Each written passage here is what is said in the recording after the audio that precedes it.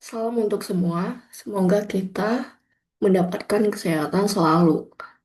Perkenalkan, nama saya Lana Shafia. Saya mahasiswa dari Universitas Teknologi Surabaya.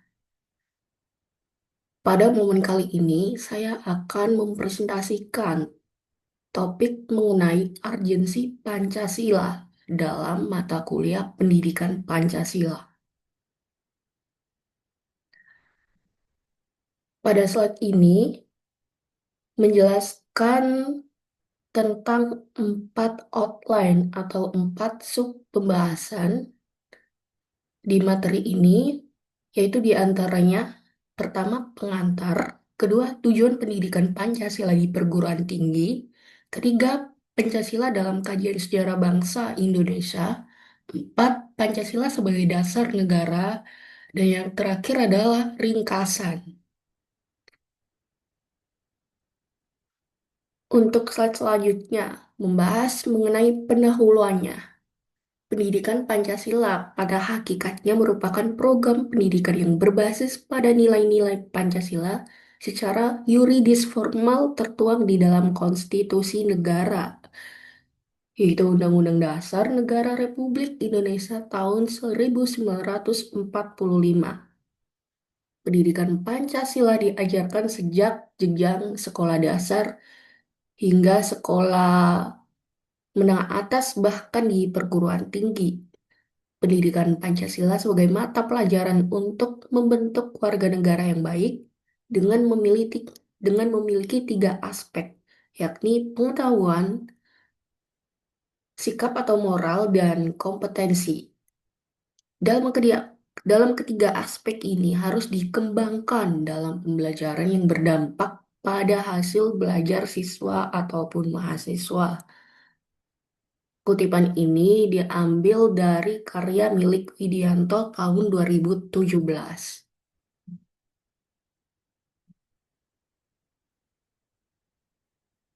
Pada slide ini membahas mengenai tujuan pendidikan Pancasila di perguruan tinggi.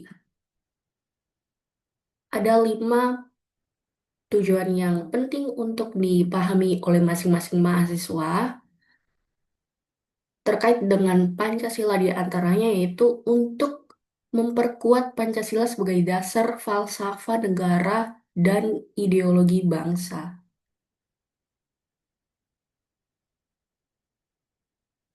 Nah, hal itu bisa diterapkan melalui revitalisasi nilai-nilai dasar Pancasila sebagai norma dasar kehidupan bermasyarakat, berbangsa, dan bernegara. Kedua, mengembangkan karakter Pancasialis dalam pemikiran, moral, dan tindakan. Ketiga, memberikan pemahaman dan penghayatan atas jiwa dan nilai-nilai dasar Pancasila serta membimbing untuk dapat menerapkannya dalam kehidupan bermasyarakat, berbangsa, dan bernegara. Keempat, agar mahasiswa mampu menganalisis dan mencari solusi terhadap berbagai persoalan kehidupan bermasyarakat, berbangsa, dan bernegara melalui sistem pemikiran yang didasarkan pada nilai-nilai Pancasila dan Undang-Undang Dasar Republik Indonesia tahun 1945. Dan yang terakhir, tatkala penting, yaitu untuk membentuk sikap mental mahasiswa yang mampu memberikan apresiasi terhadap nilai-nilai ketuhanan, kemanusiaan, kecintaan pada tanah air, dan kesatuan bangsa, serta pengakuan masyarakat madani yang demokratis, berkeadilan, bermartabat berlandaskan Pancasila untuk mampu berinteraksi dengan dinamika atau perubahan internal dan eksternal masyarakat bangsa Indonesia.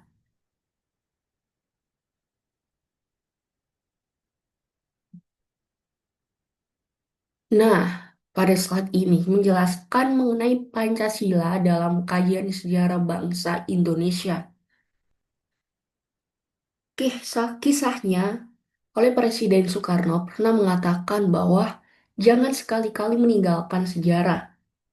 Dan dari perkataan itu dapat dimaknai bahwa sejarah memiliki fungsi yang beragam bagi kehidupan, seperti diungkap oleh seorang filsuf Yunani yang bernama Cicero tahun 106 hingga 43 sebelum Masehi, yang mengungkapkan bahwa Historia Vitae Magistra bermakna bahwa sejarah memberikan kearifan.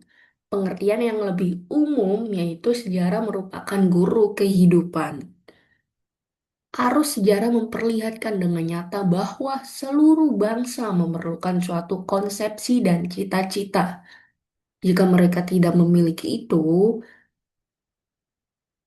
atau jika mereka tidak memiliki konsepsi maupun cita-cita itu menjadi kabur dan usang, maka bangsa itu menjadi dalam bahaya. Pernyataan ini diungkapkan oleh Soekarno pada tahun 1989.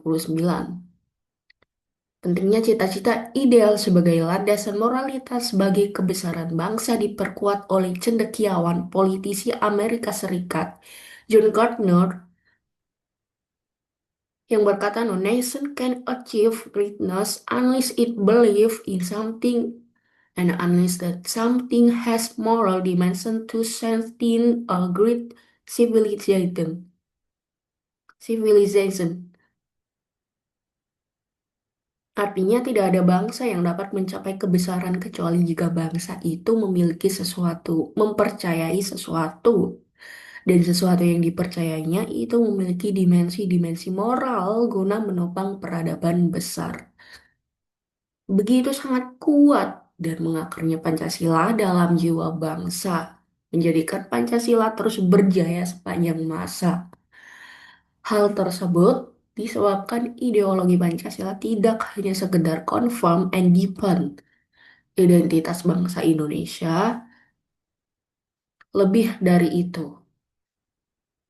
Ia adalah identitas bangsa Indonesia sendiri sepanjang masa.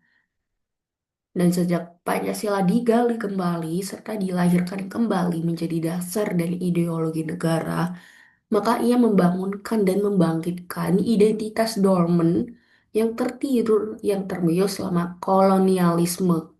Pernyataan ini diungkapkan oleh Abdul Ghani tahun 1979.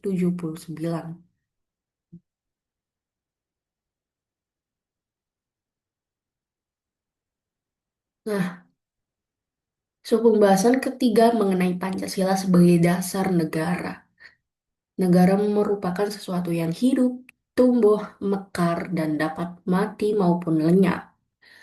Maka pengertian dasar negara meliputi arti, basis atau fundamen, tujuan yang menentukan arah negara, pedoman yang menentukan dan mencapai tujuan negara.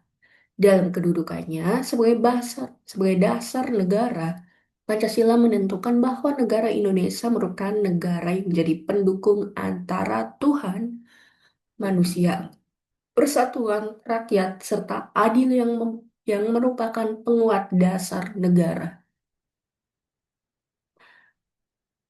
Pancasila sebagai negara berarti sikap sendi-sendi ketatanegaraan pada negara Republik Indonesia harus berlandaskan dari nilai-nilai Pancasila. Artinya bahwa Pancasila harus senantiasa menjadi ruh atau dukungan yang menjiwai kegiatan dalam membentuk negara.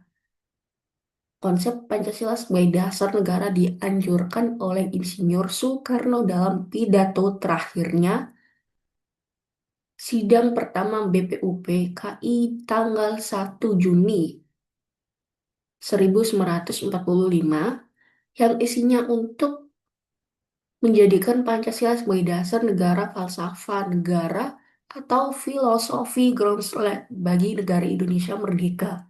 Usulan tersebut ternyata dapat diterima secara luas oleh seluruh anggota SIDA. Sejak saat itu, Pancasila sebagai dasar negara yang memiliki kedudukan sebagai berikut. Di antaranya, pertama sebagai sumber dari segala sumber hukum Indonesia. Kedua, meliputi suasana kebatinan dari Undang-Undang Dasar 1945. Ketiga, menciptakan cita-cita hukum bagi hukum dasar negara. Empat, menjadi sumber semangat bagi Undang-Undang Dasar 1945. Dan yang kelima, mengandung norma-norma yang mengharuskan Undang-Undang Dasar untuk mewajibkan pemerintah maupun penyelenggara negara yang lain untuk memelihara budi pekerti luhur. Pancasila sebagai ideologi juga mengandung sistem nilai yang bersifat menyuruh.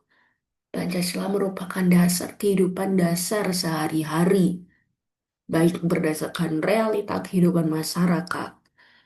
Untuk mewujudkan cita-cita bangsa Indonesia, maka harus lebih dahulu memahami dasar falsafah dan ideologi negara itu, yang selanjutnya akan mendorong perilaku warga negara, rakyat, maupun penyelenggara negara dalam suasana realitas.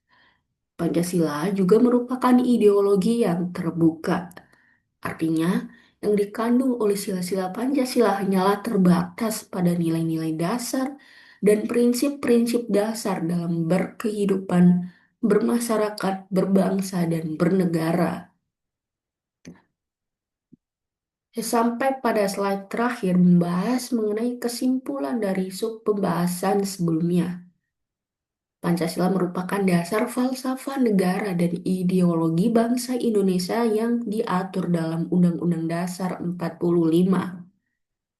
Pendidikan Pancasila mengajarkan nilai-nilai atau moral tersebut guna membentuk warga negara yang baik melalui berbagai aspek seperti pengetahuan, moral, dan keterampilan. Pancasila berfungsi sebagai landasan moral dan identitas bangsa yang kokoh, yang terus berjaya sepanjang masa karena mencerminkan cita-cita dan nilai-nilai yang hidup dalam masyarakat Indonesia. Secara historial, Pancasila muncul sebagai konsepsi dan cita-cita bangsa yang penting untuk menjaga keberlangsungan dan persatuan bangsa. Pancasila dijadikan sebagai dasar negara yang menjadi sumber hukum tertinggi, mengatur ketatanegaraan, dan menjiwai kehidupan bangsa suatu negara. Sebagai ideologi terbuka, Pancasila memuat nilai-nilai dasar dan prinsip-prinsip dalam kehidupan bermasyarakat, berbangsa, dan bernegara yang harus dipahami dan dihayati oleh seluruh rakyat serta penyelenggara negara untuk mewujudkan cita-cita bangsa Indonesia. Sekian presentasi yang saya sampaikan.